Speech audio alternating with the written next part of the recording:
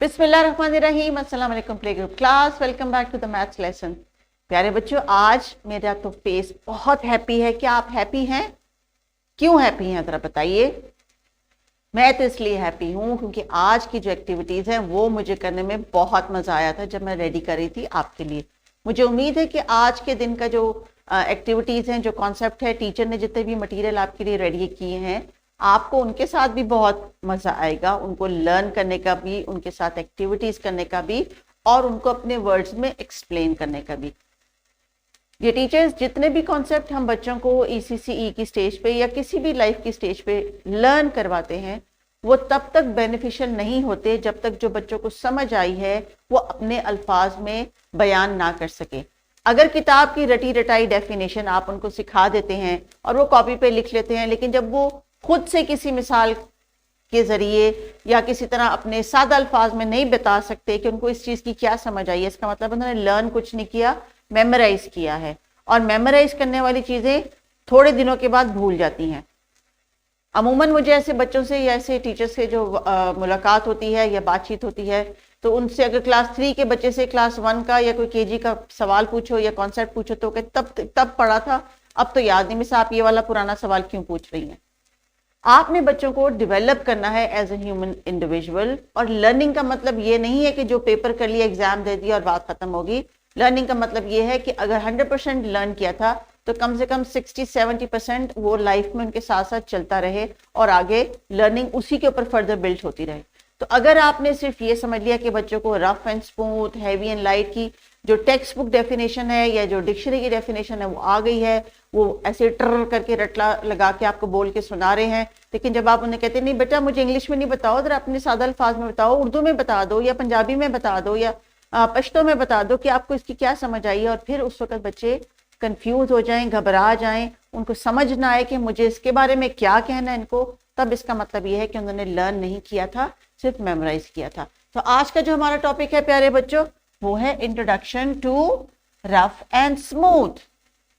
ये teachers as you know कि पहले दिन हम लिसनिंग एंड स्पीकिंग को इसलिए एड्रेस करते हैं ताकि बच्चों को जो कॉन्सेप्ट हम सिखाना चाह रहे हैं उसकी बुनियादी समझ आ जाए और वो खुद से अपने दिमाग में अल्फाज का चुनाव कर लें कि अच्छा ये होता है, और जब उनसे पूछा जाए तो वो जल्दी से अपनी उसी इंफॉर्मेशन को जो उनके माइंड ने अपने हिसाब से सेट की थी उसमें आपको जवाब दे दें। ज़्यादा मैं आपको ये इंस्ट्रक्शंस इसलिए देती हूँ बार बार समझाने के लिए कि पढ़ाई का मकसद ये नहीं है कि किताब का सफ़ा याद किया, एग्जाम में किया और बात खत्म। ये आपकी लाइफ लॉन्ग लर्निंग का जर्नी है और ECC में बहुत अहमियत है इस चीज़ की। जितना ज़्यादा इस पर एम्फेसिस करें कम है। वो कौमें जो 1950s में 60s में इस चीज़ को अंडरस्टैंड कर गई थी कि ECC ही से ही सारी कहानी शुरू होती है और जो नेशन है वो डेवलप भी वहीं से होती है। तो आज देख लें कि वो कौमें जो हैं वो कहाँ पे हैं, दुनिया में एजुकेशन सिस्टम उनका कहाँ पे है, लोग यहाँ से वहाँ से सब उस जगह जाते हैं अपने पढ़ने के लिए भी, अपने बच्चों को भी पढ़ाने के लिए, क्योंकि उन्होंने ये मेहनत बहुत जल्दी शुरू कर ली थी। बहरहाल अगर अब भी हम इस चीज़ का ख्याल कर लें कि हमें भी इस चीज़ की ज़रूरत है, नहीं तो हम बहुत पीछे रहते चले जाएंगे और कहीं ना कहीं इस दौड़ में जो है हम अल्लाह ना करे कि हम हार जाएं। तो कोशिश करें कि जो टेक्निक्स हम आपके साथ शेयर कर रहे हैं वो लेटेस्ट हैं, वो अपडेट हैं। चाहे तो यूट्यूब पे जाके कहीं से भी कोई ECCE की क्लासरूम ढूंढ के उसमें से टीचर का जो टीचिंग स्टाइल है वो गूगल करके देख लें कि वो किस तरह पढ़ा रही हैं। अगर उनका अंदाज हमारे पढ़ाने से थोड़ा सा मुख्तलिफ है तो हो सकता है वो कल्चरल जो है डिफरेंस हो, उनके इंस्ट्रक्शंस उसके हिसाब से हों, लेकिन जो एनवायरनमेंट देना है अपने कल्चर के हिसाब से, अपनी ज़ुबान के हिसाब से, वो डेफिनेटली आपको हमारे तमाम लेक्चर्स में नज़र आएगा। तो आज का जो हमारा एक्सपेक्टेड लर्निंग आउटकम है dear teachers, it is from the key learning area basic mathematical skills. Differentiate between the objects on the basis of size, weight, length, width, textures such as smooth and rough. So differentiate means कि वो फ़र्क करना समझ लें, जान लें, पहचान लें, और फिर जब उनसे कहा जाए कि बच्चों आपने खुद बताना है कि इन दोनों में क्या फ़र्क है, कौन सा रफ है कौन सा स्मूथ है, तो बच्चे उसको फील करके, टच करके बताएं। कि आज हमारी टच की जो सेंस है बच्चों उसको हम यूज़ करेंगे।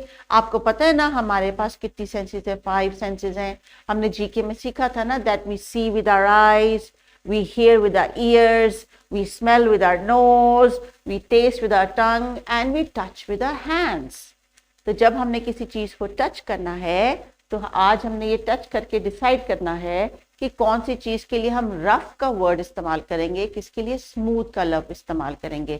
तो किताब में जो सफ़ा है बच्चों, उस पे दी गई हैं कुछ तस्वीर जिन पे हम करेंगे बात। साथ दिया गया है साइंस कॉर्नर, आर्ट कॉर्नर। ये जो छोटी छोटी पिक्चर्स हैं, इनसे आपको पता चल गया है कि हमने किस किस कॉर्नर की आज एक्टिविटी करनी है। तो क्या आप रेडी हैं? ये टीचर्स डिस्क्रिप्शन बॉक्स में इस लेसन का जो डिटेल है वो अवेलेबल है, प्लीज उसको जरूर क्लिक कर लीजिए, डाउनलोड कर लीजिए आपकी कन्वीनियंस के लिए। तो चलिए बच्चों, अभी आप अपनी बुक को कीजिए साइड पे और स्क्रीन पे आने वाली तस्वीर जो नजर आ रही है आपको, उसको जरा चंद लम्हे गौर से देख के बताइए ये क्या चीज लग रही है आपको। ये रस्सी है, रस्सी। याद है हमने र की आवाज में पढ़ा था, और इंग्लिश में ये है रोप। रस्सी और रोप दोनों र की आवाज से होते हैं, लेकिन उर्दू में उस आवाज की शक्ल मुख्तलिफ है और इंग्लिश में उस आवाज की शक्ल मुख्तलिफ है ना।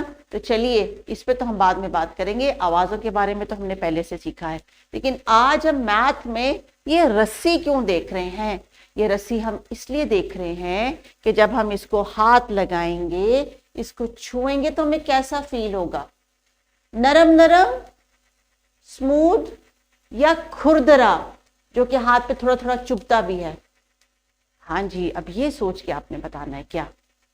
खुरदरा, उर्दू में कहते हैं ना खुरदरा, जो चीज चुभती है आपको हाथों पे, इतनी अच्छी नहीं लगती, आप जल्दी से उससे हाथ खींच लेते हैं, सख्त लगती है आपको, वो है खुरदरा। लेकिन जब आप इसको टच करेंगे, ये एक पत्थर है आपको बाहर से मिलेगा, और इसको आप हाथों से महसूस करेंगे तो आपको कैसा लगेगा? नर्म, मुलायम के सख्त। सख्त तो ये है क्योंकि वजनी है, लेकिन छूने से आपको कैसा फील लग रहा है, खुरदरा या मुलायम? तो जनाब ये है खुरदरा, और खुरदरा के लिए लफ्ज होता है रफ। Rough, rough.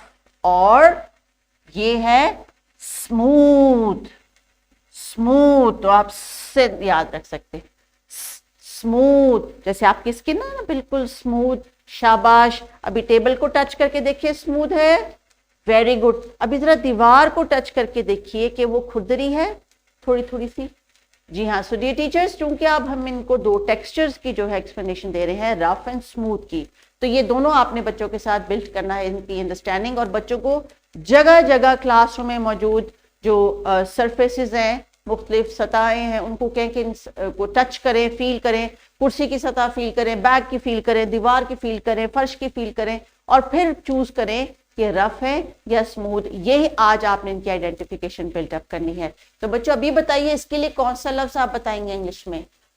रफ। जी हाँ, ये खुरदरी है ना, देखिए कितनी खुरदरी है, बिल्कुल भी स्मूथ नहीं है। Very good. So now when you are ready, ये टीचर्स, आज के लेसन को आपने डिफरेंट सरफेसेस के जो है ना बच्चों को एक्सपीरियंस देने हैं। बच्चों के एक्सपीरियंस जब आप उनको साथ शेयर करेंगी with different objects and pictures, तो खुद उनको क्लियर होगा कि किस चीज को छूने के बाद मैंने किस लफ्ज का इस्तेमाल करना है। आइए टीचर्स, अभी किताब के सफ़े पे जो तस्वीर दी गई हैं, आपने हर बच्चे के पास बारी बारी जाना है और पूछना है कि ग्लास के लिए कौन सा लफ्ज है और इस वुड लॉग के लिए कौन सा, टेक्सचर के लिए कि how when they touch it how they think it will feel. जब ऑब्जेक्ट्स डिफरेंटली टच कर लेंगे तो डेफिनेटली फिर पिक्चर्स की बारी आ जाएगी, और टीचर्स आपके फ्लैश कार्ड्स जो है वो यूज कर सकती हैं, बारी बारी उनको दिखाएं कि किस पिक्चर को देख के उनके पास जो है ज़हन में कौन सा लफ्ज आ रहा है टेक्सचर को लेके। अब आप उनको भेजेंगी साइंस कॉर्नर में, because I think now they are ready, because अब आपने इनको प्रैक्टिस करवा ली ना एज अ होल क्लास, तो अब बच्चों को आपने इंडिविजुअली असेस करना है। हर बच्चे को आपने कहना है अलहदा अलहदा अपने साइंस कॉर्नर में चला जाए। यहाँ पे मैंने साइंस कॉर्नर रेकमेंड किया है, अगर आपके कॉर्नर्स छोटे हैं तो आप बच्चों को तमाम कॉर्नर्स में भेज दें, क्योंकि रफ और स्मूथ ऑब्जेक्ट्स तो हर कॉर्नर में अवेलेबल हो सकते हैं। तब उनसे कहें कि वहां से आपको कम से कम एक रफ और एक स्मूथ, और अकेला एक एक बच्चा जाके लेके आए, ताकि आपको ये पता चल जाए बच्चों को इन अल्फाज की अंडरस्टैंडिंग हो गई है। तो टीचर्स इस कॉर्नर को एक्टिविटी को एग्जीक्यूट करवाइए, वीडियो को पॉज कीजिए and I will be back. जी बच्चों शाबाश, आप वापस आ गए। So teachers now you see, जब होल क्लास एक्टिविटी के बाद आप किसी एक्टिविटी के लिए इंडिविजुअली बच्चों को भेजती हैं तो आपको हर बच्चे का अलहदा अलहदा पता चल जाता है, and this is how you assess them कि अभी जो सीख रहे हैं वो कहाँ तक इन्होंने सीखा है और समझा है। और चूंकि इंग्लिश इनकी मे बी सेकंड, थर्ड और फोर्थ लैंग्वेज हो, इनके घर में इतनी कॉमनली यूज ना होती हो, तो बहुत सारे बच्चों के लिए ये अल्फाज टोटली नए होंगे, इसलिए बार बार आपने इस्तेमाल करने और आज आपके दिन में, पूरे दिन में ये गुफ्तगू का हिस्सा होने चाहिए। ये वर्कशीट टीचर्स दी गई है डिस्क्रिप्शन बॉक्स में, this is for their home. लेकिन अगर आपको लग रहा है कि क्लास में आपने मजीद प्रैक्टिस करवानी है, क्योंकि किताब में तो ये डिस्कशन करें ना, and most of the activities today are based on listening and speaking. आज इनको चीजों को छू के बोलना इतना अच्छी तरह आ जाए कि नेक्स्ट लेसन में जब हम इनको एक्टिविटी करवाएंगे तो फिर ये खुद हम एक्सप्लेन करेंगे कि what is rough and what is smooth. तो आज का जो हमारा एक्सपेक्टेड लर्निंग आउटकम है टीचर्स, इनको हमने फर्क करना सिखाना है, और फर्क करना सिखाने के लिए आपको इनको डिफरेंट एक्सपीरियंसेस देने हैं, डिफरेंट ऑब्जेक्ट्स को टच करवाना है, और टच करने के बाद उनको सॉर्ट आउट करवाना है। एक छोटी सी एक्टिविटी जो किताब के सफ़े पे मेंशन की गई है, ऑल्दो कि जो हमारा एक्सपेक्टेड लर्निंग आउटकम मैथमेटिक्स में है उसमें स्मूथ और रफ की टर्म इस्तेमाल हुई है, लेकिन जो हमारा फिजिकल डेवलपमेंट का की लर्निंग एरिया है उसमें इन्होंने और टेक्सचर्स भी लर्न करने हैं। तो रैंडमली इस एक्टिविटी में आपने कुछ और वर्ड्स भी बच्चों के साथ शेयर कर सकते हैं, जैसे कि यहाँ पे सजेस्ट किया गया है fluffy, squishy, rough, crinkly, hard, and then you can just give them this word bank, और बच्चे इस तरह अपने अपने मर्जी से अपना हाथ का कटआउट बना के एक पोस्टर बना के क्लासरूम में डिस्प्ले कर सकते हैं। This you can do as a group activity. जहां पे टीचर्स आपको लगता है अभी आपने हर बच्चे को असेस करना है, वो बेस्ट होता है कॉर्नर के थ्रू, ताकि आप उनको इन्वॉल्व कर लें और असेस भी कर लें एट द सेम टाइम। इस तरह की ग्रुप एक्टिविटी से बच्चों को जो है वो एक दूसरे के साथ मिलकर सीख लेते हैं, और एक्टिविटी भी रहती है, फन भी रहता है, और क्रिएटिविटी भी। तो अपना ख्याल रखिएगा, continue with the activities, take care, अल्लाह हाफिज।